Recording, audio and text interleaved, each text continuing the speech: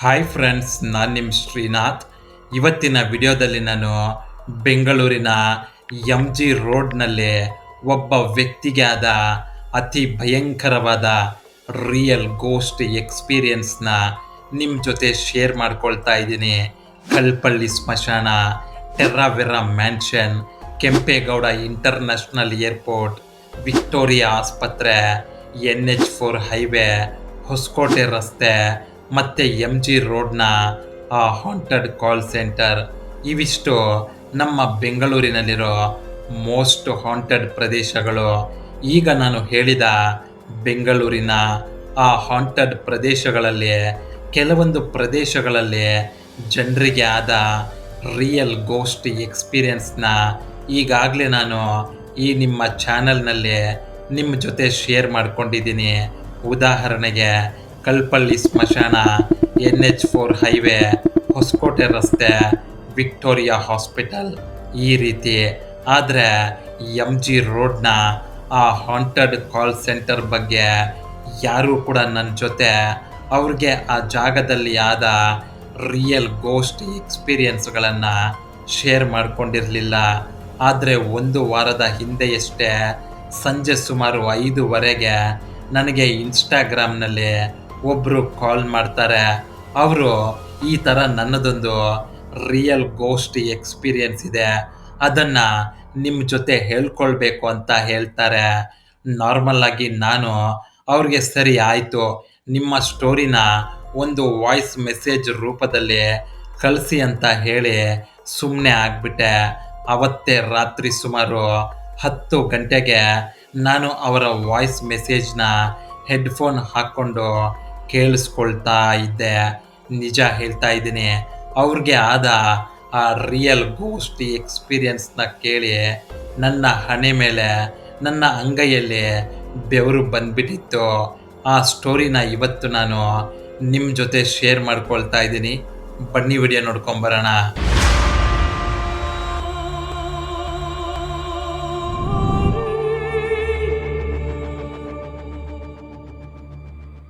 So ಇಷ್ಟಕ್ಕೂ ಬೆಂಗಳೂರಿನ M G road ಬಳಿ ರಿಯಲ್ ಗೋಸ್ಟ್ ಎಕ್ಸ್ಪೀರಿಯನ್ಸ್ನ ಪಡ್ಕೊಂಡ ಆ ವ್ಯಕ್ತಿಯ ಹೆಸರು ತರುಣ್. ಇನ್ನು ತರುಣ್ಗೆ ಈ ಒಂದು ರಿಯಲ್ ಗೋಸ್ಟ್ ಎಕ್ಸ್ಪೀರಿಯನ್ಸ್ ಆಗಿದ್ದು 2003ರಲ್ಲಿ. ಇನ್ನು ತರುಣ್ ಭದ್ರಾವತಿಯ ನಿವಾಸಿಯಾಗಿದ್ದು ಅವರದ್ದೇ ಸ್ವಂತವಾದ ಒಡವೆ ಅಂಗಡಿ ಇರುತ್ತೆ. ಭದ್ರಾವತಿಯಲ್ಲಿ ಪ್ರೇಮ್ ಜುವೆಲ್ಲರ್ಸ್ ಅನ್ನುವ ಒಡವೆ ಅಂಗಡಿಯನ್ನು ನಡೆಸ್ತಾ ಇರ್ತಾರೆ. ಈ ರೀತಿ ತುಂಬ ಸಂತೋಷದಿಂದ ನಡೀತಾ ಇದ್ದ ತರುಣ್ ಜೀವನದಲ್ಲಿ ಅವತ್ತು ರಾತ್ರಿ ಬೆಂಗಳೂರಿನ ಎಮ್ ಜಿ ರೋಡ್ನಿಂದ ಶುರುವಾದ ಆ ಘಟನೆ ಅವರ ಜೀವನವನ್ನು ಅಲ್ಲೋಲ ಕಲ್ಲೋಲ ಮಾಡಿಬಿಡುತ್ತೆ. ಇಷ್ಟಕ್ಕೂ ಅವತ್ತು ಏನಾಯಿತು ಅಂದರೆ, ತರುಣ್ ಯಾವುದೋ ಒಂದು ಬಿಸ್ನೆಸ್ ಕೆಲಸದ ಮೇಲೆ ಬೆಂಗಳೂರಿಗೆ ಅಂತ ಬಂದಿರ್ತಾರೆ.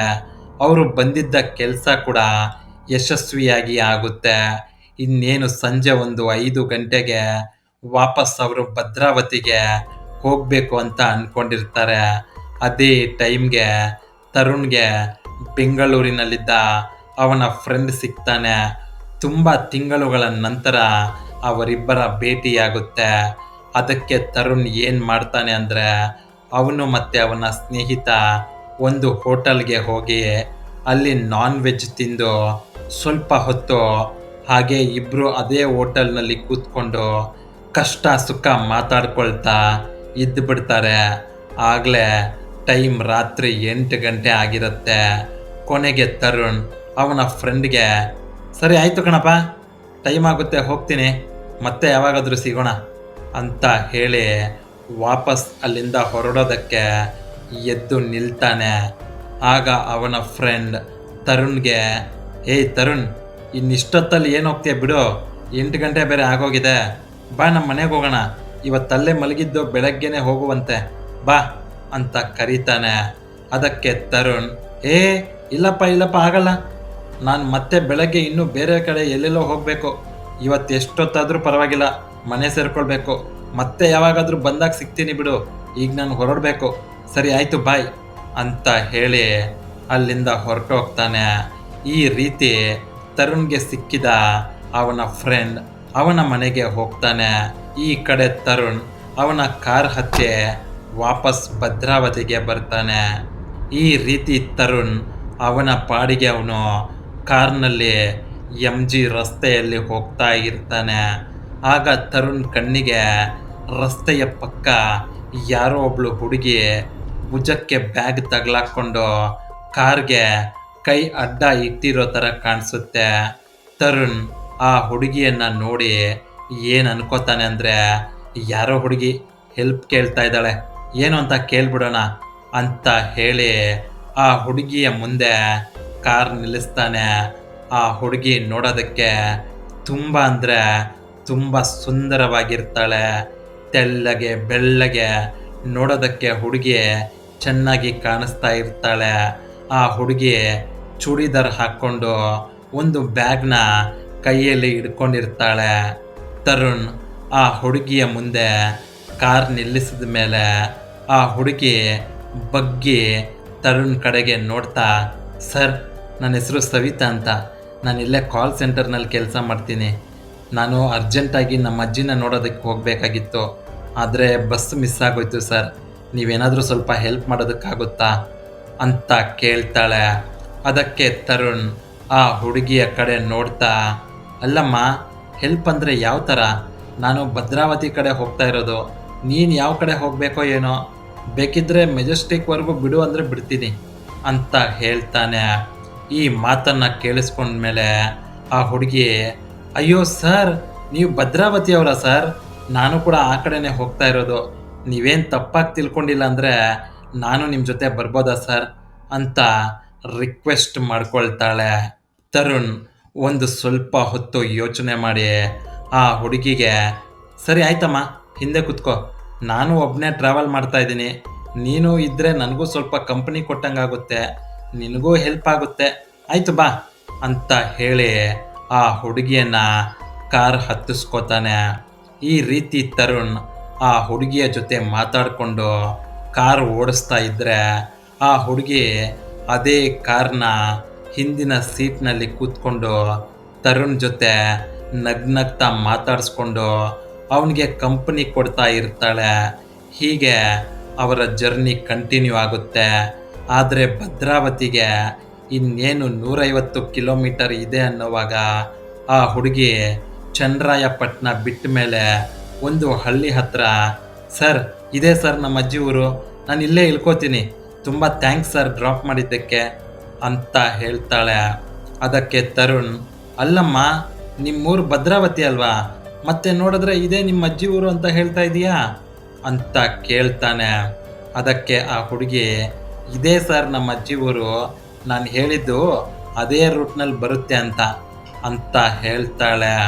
ಅದಕ್ಕೆ ತರುಣ್, ಓ ಹೌದಾ, ಸರಿ ಆಯ್ತಮ್ಮ, ಹುಷಾರಾಗಿ ಹೋಗು ಅಂತ ಹೇಳಿ ಆ ಹುಡುಗಿಯನ್ನ ಅಲ್ಲೇ ಬಿಟ್ಟು ಅಲ್ಲಿಂದ ಭದ್ರಾವತಿಯ ಕಡೆಗೆ ಹೊರಡ್ತಾನೆ. ಆಗ ಟೈಮ್ ರಾತ್ರಿ ಸುಮಾರು 12 ಗಂಟೆ ಆಗಿರುತ್ತೆ. ಹೀಗೆ ತರುಣ್ ಈಗ ಒಬ್ಬನೇ ಕಾರ್ನಲ್ಲಿ ಅವನ ಸ್ವಂತ ಊರಾದ ಭದ್ರಾವತಿಯ ಕಡೆಗೆ ಹೋಗ್ತಾ ಇರ್ತಾನೆ. ಆಗ ಇದ್ದಕ್ಕಿದ್ದ ಹಾಗೆ ಸ್ಪೀಡಾಗಿ ಹೋಗ್ತಾ ಇದ್ದ ಅವನ ಕಾರ್ಗೆ ಒಂದು ನಾಯಿ ಅಡ್ಡ ಬಂದ್ಬಿಡುತ್ತೆ. ಅದನ್ನು ತಪ್ಪಿಸೋದಕ್ಕೆ ತರುಣ್ ಸಡನ್ ಬ್ರೇಕ್ ಹಾಕ್ತಾ ಅವನ ಕಾರ್ನ ರಸ್ತೆ ಪಕ್ಕದಲ್ಲಿ ನಿಲ್ಲಿಸ್ಬಿಡ್ತಾನೆ. ನಂತರ ತರುಣ್ ಕಾರ್ನಿಂದ ಕೆಳಗಿಳಿದು ಆ ನಾಯಿ ಯಾವ ಕಡೆ ಹೋಯ್ತು ಅಂತ ರಸ್ತೆಗೆ ಹೋಗಿ ನೋಡ್ತಾನೆ. ಆದರೆ ತರುಣ್ ಕಣ್ಣಿಗೆ ಅಲ್ಲಿ ಯಾವ ನಾಯಿ ಕೂಡ ಕಾಣಿಸೋದಿಲ್ಲ. ಇದಾದ ಮೇಲೆ ತರುಣ್ ಆ ನಾಯಿಯನ್ನು, ಥೋ ಹಾಳಾದ ನಾಯಿ, ಸಾಯೋದಕ್ಕೆ ನನ್ನ ಕಾರೇ ಬೇಕಿತ್ತ, ಹೆಂಗೆ ಸಡನ್ನಾಗಿ ಅಡ್ಡ ಬಂದ್ಬಿಡ್ತು ನೋಡು ಅಂತ ಬೈಕೊಳ್ತಾ ವಾಪಸ್ ಕಾರ್ ಒಳಗೆ ಬಂದು ಕೂತ್ಕೋತಾನೆ. ಅಷ್ಟೇ, ತರುಣ್ಗೆ 1 ಸೆಕೆಂಡ್ ಕೂಡ ಕಾರ್ ಒಳಗೆ ಕೂತ್ಕೊಳ್ಳೋದಕ್ಕಾಗೋದಿಲ್ಲ. ಯಾಕಂದರೆ ಕಾರ್ ಒಳಗೆ ಟೆಂಪ್ರೇಚರ್ ಎಷ್ಟು ಕೋಲ್ಡ್ ಆಗಿತ್ತು ಅಂದರೆ ಮೈಯಲ್ಲಿರೋ ರಕ್ತ ಕೂಡ ಹೆಪ್ಪು ಕಟ್ಟಿಬಿಡುತ್ತೇನೋ ಅನ್ನೋ ರೀತಿ ಇತ್ತು. ಆಗ ತರುಣ್, ಇದೇನಿದು, ಇಷ್ಟೊತ್ತಲ್ಲಿ ಕಾರ್ನಲ್ಲಿ ಟೆಂಪ್ರೇಚರ್ ನಾರ್ಮಲ್ ಆಗಿತ್ತಲ್ವಾ, ನಾನು ಎ ಸಿ ಕೂಡ ಆನ್ ಮಾಡಿಲ್ಲ, ಮತ್ತೆ ಕಾರ್ ಒಳಗೆ ಯಾಕೆ ಅಷ್ಟು ಚಳಿ ಕೊರಿತಾ ಇದೆ? ಆಚೆ ಎಲ್ಲ ನಾರ್ಮಲ್ ಆಗಿದೆ ಅಲ್ವಾ ಅಂತ ಮನಸ್ಸಿನಲ್ಲಿ ಅಂದುಕೊಳ್ತಾನೆ. ಅದೇ ಟೈಮ್ಗೆ ತರುಣ್ ಮನಸ್ಸಿಗೆ ಯಾಕೋ ಏನೋ ಒಂಥರ ಸಮಾಧಾನನೇ ಇರೋದಿಲ್ಲ. ಆ ಕಾರ್ ಹಿಂದ್ಗಡೆ ಚೆಕ್ ಮಾಡಬೇಕು ಅಂತ ಮನಸ್ಸಿಗೆ ಅನ್ನಿಸ್ತಾನೆ ಇರುತ್ತೆ. ಅದಕ್ಕೆ ತರುಣ್ ಕಾರ್ನ ಹಿಂದಿನ ಡೋರ್ ಓಪನ್ ಮಾಡಿ ಒಳಗೆ ಚೆಕ್ ಮಾಡ್ತಾನೆ ಅಷ್ಟೇ. ಅಲ್ಲಿ ಕಂಡ ದೃಶ್ಯವನ್ನ ನೋಡಿ ತರುಣ್ ಬೆಚ್ಚಿ ಬಿದ್ದೋಗ್ತಾನೆ. ಯಾಕಂದ್ರೆ ಕಾರ್ ಒಳಗೆ ಆ ಹುಡುಗಿ ಕೂತಿದ್ದ ಸೀಟ್ ಎಲ್ಲ ಹರಿದೋಗಿರುತ್ತೆ. ಅದು ಕೂಡ ಆ ಸೀಟ್ ಕವರ್ಗಳು ಯಾವ ರೀತಿ ಕಿತ್ತೋಗಿರುತ್ತೆ ಅಂದರೆ ತುಂಬ ದೊಡ್ಡ ದೊಡ್ಡ ಉಗುರಿರೋ ಯಾವುದೋ ಒಂದು ಪ್ರಾಣಿ ಆ ಸೀಟ್ಗಳನ್ನೆಲ್ಲ ಹರಿದಾಕಿರೋ ಥರ ಕಾಣಿಸ್ತಾ ಇರುತ್ತೆ. ಅದನ್ನು ನೋಡಿ ತರುಣ್ ಆ ಹುಡುಗಿಯನ್ನ, ಅದಕ್ಕೆ ದೊಡ್ಡವ್ರು ಹೇಳೋದು ಮಕಾಮುತ್ತಿ ಗೊತ್ತಿಲ್ಲದೆ ಇರೋರಿಗೆ ಹೆಲ್ಪ್ ಮಾಡಬಾರ್ದು, ಅದರಲ್ಲೂ ರಾತ್ರಿ ಹೊತ್ತು ಗಾಡಿ ಹತ್ತಿಸ್ಕೊಳ್ದಕ್ಕೆ ಬಿಡಬಾರ್ದು ಅಂತ. ಈಗ ನೋಡು ಆ ಹುಡುಗಿ ನನ್ನ ಕಾರ್ ಸೀಟ್ನ ಹೇಗೆ ಮಾಡಿಬಿಟ್ಟಿದ್ದಾಳೆ. ಈಗ ಇದನ್ನು ಚೇಂಜ್ ಮಾಡಿಸ್ಬೇಕು ಅಂದರೆ ಕಮ್ಮಿ ಅಂದರೂ 3-4 ಸಾವಿರ ಬೇಕು, ದುಡ್ಡೇನು ಅವ್ರ ಅಪ್ಪ ಕೊಡ್ತಾನಾ ಅಂತ ಆ ಹುಡುಗಿಯನ್ನು ಬೈಕೊಳ್ತಾ ಮತ್ತೆ ಕಾರ್ ಒಳಗೆ ಕೂತ್ಕೋತಾನೆ. ಈಗ ಕಾರ್ ಒಳಗೆ ಇಷ್ಟೊತ್ತು ಕೊರಿತಾ ಇದ್ದ ಆ ಚಳಿ ಇರೋದಿಲ್ಲ, ಎಲ್ಲ ನಾರ್ಮಲ್ ಆಗಿತ್ತು. ಆಗ ತರುಣ್ ಮತ್ತೆ ಕಾರ್ನ ಸ್ಟಾರ್ಟ್ ಮಾಡಿ ಜರ್ನಿಯನ್ನು ಕಂಟಿನ್ಯೂ ಮಾಡ್ತಾನೆ. ಈ ರೀತಿ ತರುಣ್ ಒಂದು 40 ಕಿಲೋಮೀಟರ್ ಮುಂದಕ್ಕೆ ಹೋಗ್ತಾನೆ. ಈ ರೀತಿ ಹೋಗ್ತಾ ಇರಬೇಕಾದ್ರೆ ಇದ್ದಕ್ಕಿದ್ದ ಹಾಗೆ ತರುಣ್ ಮನಸ್ಸಿಗೆ ಏನೋ ಒಂದು ಕೆಟ್ಟದ್ದು ನಡೆಯುತ್ತೆ ಅಂತ ಅನ್ನಿಸ್ತಾ ಇರುತ್ತೆ. ಆದರೆ ತರುಣ್ಗೆ ಅದು ಏನು ಅನ್ನೋದು ಮಾತ್ರ ಗೊತ್ತಾಗ್ತಾ ಇರಲಿಲ್ಲ. ಆದರೂ ತುಂಬ ಹುಷಾರಾಗಿ ಡ್ರೈವಿಂಗ್ ಮಾಡ್ತಾ ತರುಣ್ ಹೋಗ್ತಾ ಇರ್ತಾನೆ. ಆಗ ಇದ್ದಕ್ಕಿದ್ದ ಹಾಗೆ ಅವನು ಓಡಿಸ್ತಾ ಇದ್ದ ಆ ಕಾರ್ ಸ್ಟೇರಿಂಗ್ ಟೈಟ್ ಆಗಿಬಿಡುತ್ತೆ. ಎ ಸಿಯಿಂದ ಹೊಗೆ ಬರೋದಕ್ಕೆ ಸ್ಟಾರ್ಟ್ ಆಗುತ್ತೆ. ಅದನ್ನು ನೋಡಿ ತರುಣ್ಗೆ ಕಾರ್ ಬೆಂಕಿ ಹತ್ಕೊಂಡ್ಬಿಡುತ್ತೆ ಅಂತ ಭಯ ಬಂದ್ಬಿಡುತ್ತೆ. ತಕ್ಷಣ ತರುಣ್ ಕಾರ್ನ ಮತ್ತೆ ರಸ್ತೆ ಪಕ್ಕದಲ್ಲಿ ನಿಲ್ಲಿಸಿ ಎಲ್ಲ ಡೋರ್ಗಳನ್ನು ಓಪನ್ ಮಾಡಿ ಅವನು ಕೂಡ ಕಾರ್ನಿಂದ ಒಂದಷ್ಟು ದೂರ ಹೋಗಿ ನಿಂತ್ಕೋತಾನೆ. ಆದರೆ ಕಾರ್ಗೆ ಬೆಂಕಿನೂ ಹತ್ಕೊಳ್ಳೋದಿಲ್ಲ, ಏನೂ ಆಗೋದಿಲ್ಲ, ಎಲ್ಲ ನಾರ್ಮಲ್ ಆಗಿರುತ್ತೆ. ಆಗ ತರುಣ್ ಎಲ್ಲ ಸರಿ ಹೋಯ್ತು ಅಂತ ಅಂದ್ಕೊಂಡು ಮತ್ತೆ ಕಾರೊಳಗೆ ಹತ್ತಿ ಸ್ಟಾರ್ಟ್ ಮಾಡಿ ಮುಂದಕ್ಕೆ ಹೋಗ್ತಾನೆ. ಈ ರೀತಿ ತರುಣ್ ಒಂದು 10 ಕಿಲೋಮೀಟರ್ ಮುಂದೆ ಹೋಗ್ತಾನೆ ಅಷ್ಟೇ. ತರುಣ್ ಕಿವಿಗೆ ಕಾರ್ ಹಿಂದಿನ ಸೀಟ್ನಿಂದ ಯಾರೋ ಅಳ್ತಾ ಇರೋ ಥರ ಶಬ್ದ ಕೇಳಿಸುತ್ತೆ. ಅದನ್ನು ಕೇಳಿಸ್ಕೊಂಡು ನಿಧಾನಕ್ಕೆ ಅವನ ತಲೆಯನ್ನು ಹಿಂದಿನ ಸೀಟ್ ಕಡೆಗೆ ತಿರುಗಿಸಿ ಹಿಂದೆ ನೋಡ್ತಾನೆ ಅಷ್ಟೇ.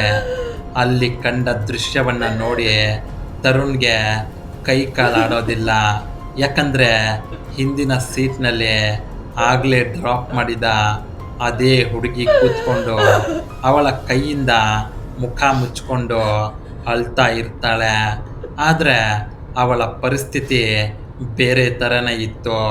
ಅದು ಹೇಗೆ ಅಂದರೆ, ಆಗಲೇ ತರುಣ್ ಆ ಹುಡುಗಿಯನ್ನು ನೋಡಿದಾಗ ಅವಳು ತುಂಬ ಸುಂದರವಾಗಿ ಚೂಡಿದಾರ್ ಹಾಕ್ಕೊಂಡು ಕೈಯಲ್ಲಿ ಒಂದು ಬ್ಯಾಗ್ ಹಿಡ್ಕೊಂಡಿದ್ಲು. ಆದರೆ ಈಗ ಅದೇ ಹುಡುಗಿ ನೋಡೋದಕ್ಕೆ ಯಾವುದೋ ಆಕ್ಸಿಡೆಂಟ್ ಆಗಿರೋ ಥರ ಮೈಯೆಲ್ಲ ಗಾಯಗಳಾಗಿ ಕೈ ಕಾಲೆಲ್ಲ ತರ್ಚ್ಕೊಂಡು ಹೋಗಿರುತ್ತೆ. ಅವಳ ಧ್ವನಿ ಕೇಳೋದಕ್ಕೆ ತುಂಬ ಭಯಂಕರವಾಗಿರುತ್ತೆ. ಕಾರ್ ಹಿಂದೆ ಆ ಹುಡುಗಿಯನ್ನು ಹಾಗೆ ನೋಡಿದ ಮೇಲೆ ತರುಣ್ಗೆ ಎದೆ ಬಡಿತ ನಿಂತು ಹೋಗ್ಬಿಡುತ್ತೆ. ತಕ್ಷಣ ತರುಣ್ ಕಾರಿಂದ ಕೆಳಗಿಳಿದು ದೂರ ಓಡೋಗಿ ಹಿಂತಿರುಗಿ ನೋಡ್ತಾನೆ. ಆಗ ಕಾರ್ ಒಳಗೆ ಕೂತ್ಕೊಂಡು ಅಳ್ತಾ ಇದ್ದ ಆ ಹುಡುಗಿ ನಿಧಾನಕ್ಕೆ ಆ ಕಾರ್ನ ಮೇಲ್ಭಾಗದಿಂದ ಆಚೆ ಬರ್ತಾಳೆ. ತರುಣ್ ಕಡೆಗೆ ನೋಡಿ ಆ ಹುಡುಗಿ ಮೊಸಳೆಯ ಹಾಗೆ ತುಂಬ ದೊಡ್ಡದಾಗಿ ಬಾಯಿ ತೆಗಿತಾ ಜೋರಾಗಿ ಕಿರ್ಚ್ತಾ ಅಲ್ಲಿಂದ ಓಡೋಗ್ಬಿಡ್ತಾಳೆ. ಆ ಹುಡುಗಿ ಓಡೋದ ಸ್ಪೀಡ್ ಕೂಡ ಎಷ್ಟು ಫಾಸ್ಟ್ ಆಗಿತ್ತು ಅಂದರೆ ಬುಲೆಟ್ ಟ್ರೈನ್ ಸ್ಪೀಡ್ನಲ್ಲಿ ಆ ಹುಡುಗಿ ಓಡೋಗ್ಬಿಡ್ತಾಳೆ. ಇದಾದಮೇಲೆ ತರುಣ್ ಮತ್ತೆ ಕಾರ್ ಹತ್ತಿದ್ರೆ ಏನಾಗುತ್ತೋ, ಮತ್ತೆ ಅವಳು ಎಲ್ಲಿ ಬಂದುಬಿಡ್ತಾಳೋ ಅಂತ ತುಂಬ ಹೊತ್ತು ಅಲ್ಲೇ ವೆಯ್ಟ್ ಮಾಡ್ತಾನೆ. ಅಷ್ಟೊತ್ತಲ್ಲಿ ಆ ರಸ್ತೆಯಲ್ಲಿ ಯಾವ ಗಾಡಿಗಳು ಕೂಡ ಓಡಾಡ್ತಾ ಇರಲಿಲ್ಲ. ಹೋಗಲಿ ಸಹಾಯ ಕೇಳೋಣ ಅಂದರೆ ನಂತರ ಬೆಳಗ್ಗೆ ಸುಮಾರು 4 ಗಂಟೆಗೆ ಸ್ವಲ್ಪನೇ ರಸ್ತೆಯಲ್ಲಿ ಗಾಡಿಗಳ ಓಡಾಟ ಶುರುವಾಗುತ್ತೆ. ಆಗ ತರುಣ್ ಸ್ವಲ್ಪ ಧೈರ್ಯ ಮಾಡಿ ಮತ್ತೆ ಕಾರ್ನ ಸ್ಟಾರ್ಟ್ ಮಾಡಿ ಅಲ್ಲಿಂದ ವಾಪಸ್ ಭದ್ರಾವತಿಗೆ ಹೋಗ್ಬಿಡ್ತಾನೆ. ಇದಾದಮೇಲೆ ತುಂಬ ತಿಂಗಳುಗಳ ನಂತರ ತರುಣ್ ಒಂದು ನ್ಯೂಸ್ ಪೇಪರ್ನಲ್ಲಿ ಬೆಂಗಳೂರಿನ ಮೋಸ್ಟ್ ಹಾಂಟೆಡ್ ಪ್ರದೇಶಗಳ ಬಗ್ಗೆ ಒಂದು ಆರ್ಟಿಕಲ್ನ ಓದ್ತಾನೆ. ಆಗ ತರುಣ್ಗೆ MG ರೋಡ್ನಲ್ಲಿ ಅಲೆದಾಡ್ತಿದ್ದ ಆ ಹುಡುಗಿಯ ಆತ್ಮನೇ ಅವತ್ತು ಅವನ ಜೊತೆ ಟ್ರಾವೆಲ್ ಮಾಡಿದ್ದು, ನಂತರ ಅವನಿಗೆ ಕಾಟ ಕೊಟ್ಟಿದ್ದು ಅಂತ ತಿಳ್ಕೊತಾನೆ. ಇದು ತರುಣ್ಗೆ ಬೆಂಗಳೂರಿನ MG ರೋಡ್ನಿಂದ ಶುರುವಾದ ಒಂದು ರಿಯಲ್ ಗೋಸ್ಟ್ ಎಕ್ಸ್ಪೀರಿಯನ್ಸ್. ನಿಮಗೇನಾದರೂ ಇದೇ ರೀತಿ ಎಕ್ಸ್ಪೀರಿಯನ್ಸ್ ಆಗಿದ್ದರೆ ಅದನ್ನು ನೀವು ನನ್ನ ಜೊತೆ ಶೇರ್ ಮಾಡ್ಕೊಳ್ಬಹುದು. ನಿಮ್ಮ ಸ್ಟೋರಿನ ನಾನು ಈ ನಿಮ್ಮ ಚಾನಲ್ನಲ್ಲಿ ಎಲ್ಲರ ಜೊತೆ ಶೇರ್ ಮಾಡ್ಕೋತೀನಿ. ಸೊ ಫ್ರೆಂಡ್ಸ್, ಇದು ಇವತ್ತಿನ ರಿಯಲ್ ಹಾರರ್ ಸ್ಟೋರಿಯಾಗಿತ್ತು. ನಿಮಗೇನಾದರೂ ಈ ವಿಡಿಯೋ ಇಷ್ಟ ಆಗಿದ್ದರೆ ದಯವಿಟ್ಟು ಈ ವಿಡಿಯೋನ ತಮ್ಮ ವಾಟ್ಸಪ್ ಗ್ರೂಪ್ನಲ್ಲಿ ಎಲ್ರಿಗೂ ಶೇರ್ ಮಾಡಿ. ಮತ್ತೊಂದು ಇಂಟ್ರೆಸ್ಟಿಂಗ್ ಮತ್ತು ರಿಯಲ್ ಹಾರರ್ ಸ್ಟೋರಿಯೊಂದಿಗೆ ನಿಮ್ಮನ್ನು ಮುಂದಿನ ವಿಡಿಯೋದಲ್ಲಿ ಭೇಟಿ ಮಾಡ್ತೀನಿ. ವಿಡಿಯೋ ನೋಡಿದ್ದಕ್ಕೆ ಧನ್ಯವಾದಗಳು.